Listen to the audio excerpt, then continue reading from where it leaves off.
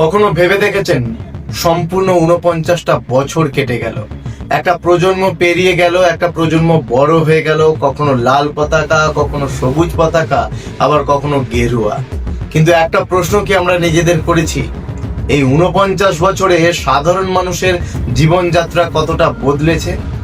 আমরা কখনো সিপিআইএম এর ঝান্ডা ধরেছি, সমর্থক হয়েছি, আবারও লাইন লাগিয়েছি তৃণমূল কংগ্রেসের সমর্থক হয়ে, আবার নতুন করে হয়তো কখনো ভারতীয় জনতা পার্টির সমর্থক আমরা।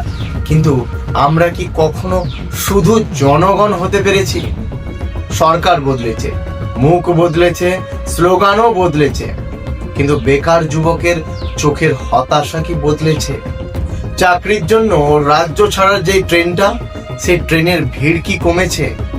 চাষির যে ন্যায্য দাম, সেটা কি নিশ্চিত হয়েছে? শিল্পের চিমনি কি আবারও জ্বলেছে? আমরা একটা কঠিন সত্যের সামনে দাঁড়িয়ে আছি। সমস্যা শুধু সরকারে নয়, সমস্যা আমাদের মানসিকতাতেও রয়েছে। আমরা ভোট দিই, কিন্তু দলের সমর্থক হয়ে, ভক্ত হয়ে।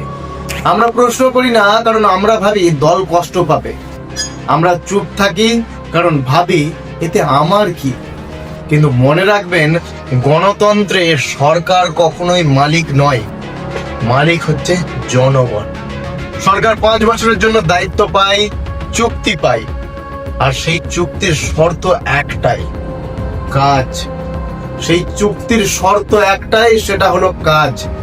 কাজ না হলে প্রশ্ন হবে, প্রশ্ন হলে জবাব দিতে হবে, জবাব না দিলে পরিবর্তন হবে। এবার নির্বাচন শুধু রং বদলের নির্বাচন নয়, এইবার নির্বাচন মানসিকতা বদলের নির্বাচন।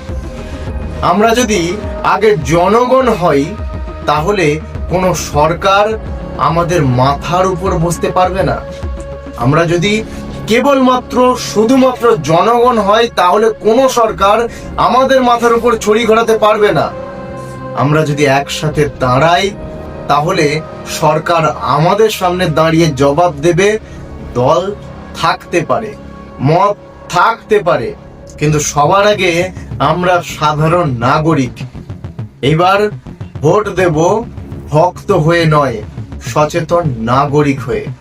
কারণ রাজ্যটা আমাদের, ভবিষ্যৎটা আমাদের, ভবিষ্যৎটা আমাদের সন্তান সন্ততিদের।